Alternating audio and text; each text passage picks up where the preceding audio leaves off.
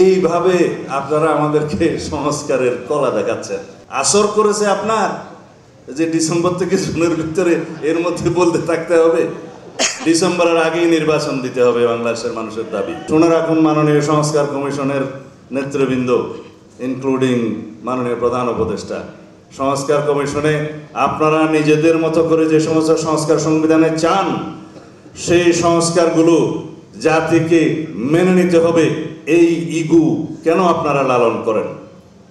আপনারা কেন মনে করেন এনসিসি, ন্যাশনাল কনস্টিটিউশনাল কাউন্সিল নামে যেটা পরিচিত, তাকে সর্বোচ্চ ক্ষমতা দিয়ে রাষ্ট্রের সমস্ত অঙ্গকে আপনারা বেকার করে দিবেন? সেটা আমাদেরকে কেন মানতে বলেন? বলে যে সেই বিষয়ে কোনো সিদ্ধান্ত আসেনি।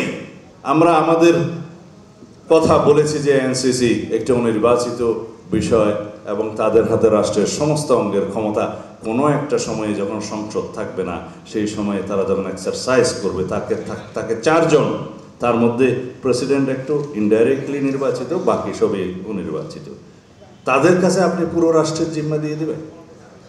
তারা এই সমস্ত আরও কিছু কিছু অভিনব সংস্কার প্রস্তাব নিজেরা দিয়েছে। মনে হয় যেন আমাদেরকে বাধ্য হয়ে সে সমস্ত সংস্কার প্রস্তাবে একমত হতে হবে। তাহলে তো এটা বাকশাল হয়ে গেল।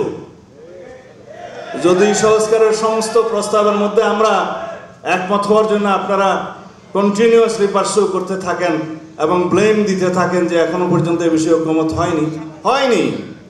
আমরা লিখিতভাবে বলেছি, আমরা আলোচনা করেছি কি কি বিষয়ে আমরা কাছাকাছি এসেছি এবং কি কি বিষয়ে একমত, নীতিগতভাবে একমত, সেগুলো কম্পাইল করে আপনারা জাতির কাছে প্রকাশ করেন। আগামী 2 তারিখ আবার ডেকেছে আমাদের মাননীয় প্রধান উপদেষ্টা।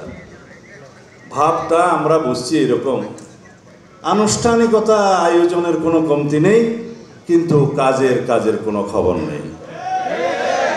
আবার ডেকেছেন 2 তারিখে, এই যে দ্বিতীয় পর্বের আলোচনার আবার শুভ উদ্বোধন হবে। কেন? উদ্বোধন কয়বার করতে হয়? এই সংস্কার নিয়ে আবার কতবার উদ্বোধন করবেন? প্রথম পর্যায়ের একবার উদ্বোধন করেছেন আলোচনা, দ্বিতীয় পর্যায়ে আবার উদ্বোধন করবেন, তৃতীয় পর্যায়ে গিয়ে আবার আপনারা এটা একত্রিত করবেন। এইভাবে আপনারা আমাদেরকে সংস্কারের কলা দেখাচ্ছেন।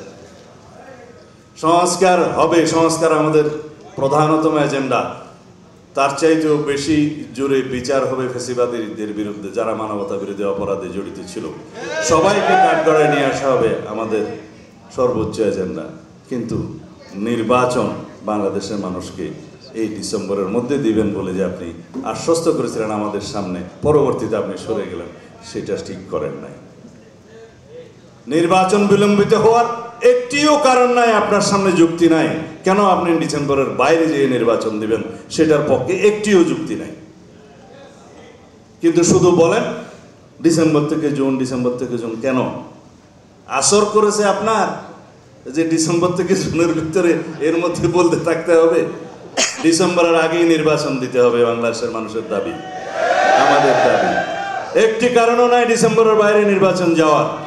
সংস্কার এবং নির্বাচন চলমান প্রক্রিয়া, যারাই রাষ্ট্র ক্ষমতা আসুক তারা প্রতিশ্রুত সেই সংস্কার এবং বিচার চালিয়ে নিয়ে যাবে। এটা বিচার বিভাগের স্বাধীন বিচার বিভাগের এখতিয়ার, তারা তাদের মতো স্বাধীনভাবে বিচার পরিচালনা করবে, বিচার কার্য আমরা শুধু সহায়তা করব। আর সংস্কার তো কখনো শেষ হয় না।